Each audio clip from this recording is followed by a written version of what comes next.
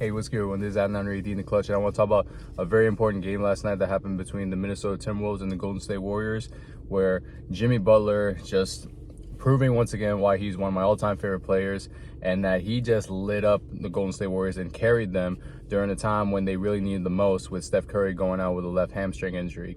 And I just gotta say, just with the Golden State Warriors, I don't know what it is, but no matter what, even when they don't look like they're going to compete, they don't look like a legitimate threat compared to a team like, let's say, just throwing examples out there, like the Minnesota Timberwolves, or originally the LA Lakers, or the Denver Nuggets, or the Memphis Grizzlies, or the Oklahoma City Thunder. Just when you think we don't need to worry about the Golden State Warriors, they're getting old, it's time to phase out, they don't have as much star power, they always are in the mix, because they just defeated the Houston Rockets as the 7th seed facing against the number 2 seed.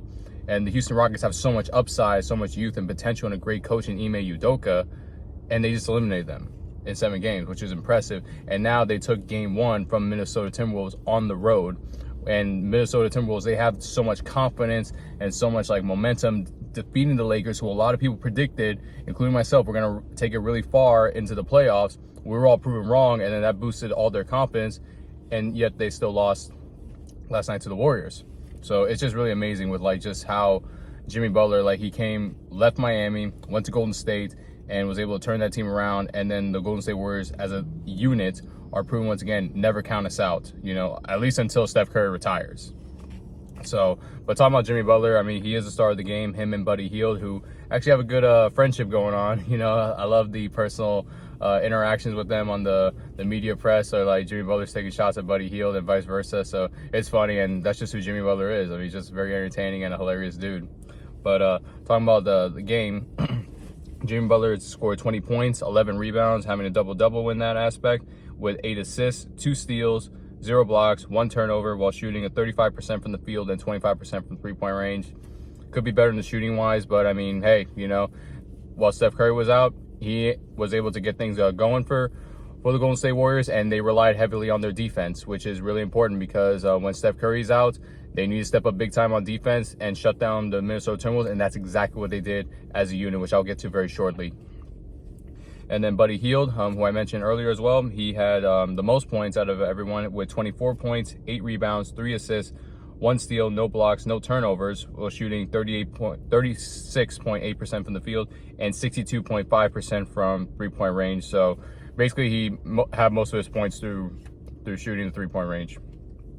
And when looking at this, I'm just impressed overall with just how the Golden State Warriors, they always find a combo.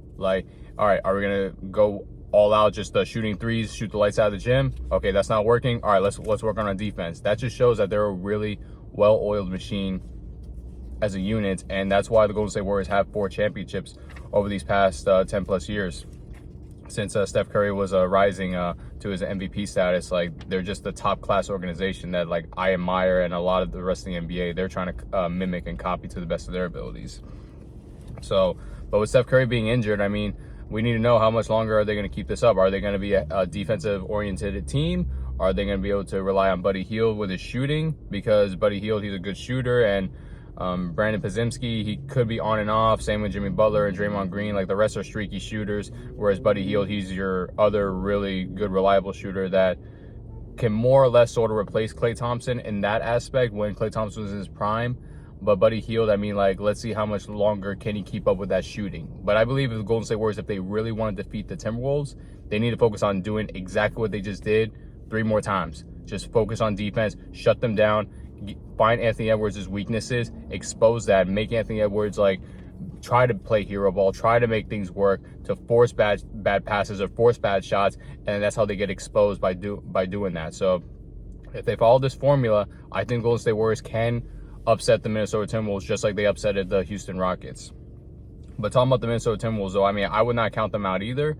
I think it's going to be a longer series, because the Timberwolves, once again, they just defeated the LA Lakers, who the LA Lakers have arguably more star power with LeBron and Luka Doncic. The only weaknesses they had was just a lack of a center. So the fact that they exposed that's what got to them. But now, with the Warriors, they have that championship experience, and they know to dealing with these situations. So it could be a tougher challenge for them, but I think it could go either way in this series, though. But talking about like the star of the Timberwolves, Anthony Edwards, he did score 23 points, 14 rebounds, 2 assists, 3 steals, 1 block, 3 turnovers while shooting 40.9% from the field and 20% from three-point range.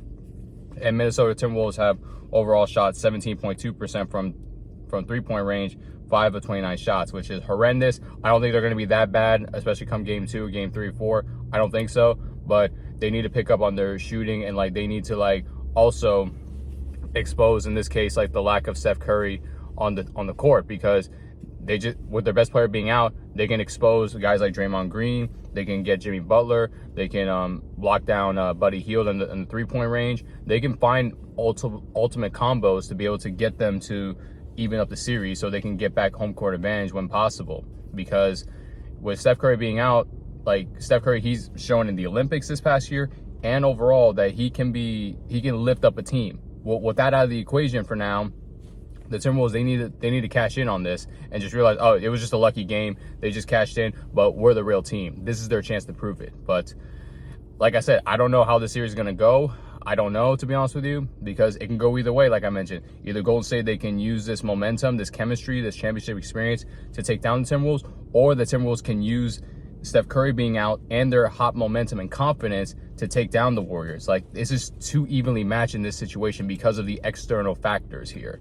So let me know what you guys think down in the comment section below. Who do you think is going to win the series? Golden State fans, how do you guys feel about Jimmy Butler overall? And also Minnesota Timberwolves fans, how do you guys feel? Like, do you guys think you're going to come back from this series? Please let me know, and like and subscribe while you're at it. And I certainly love and appreciate every single last one of y'all. God bless, and talk soon.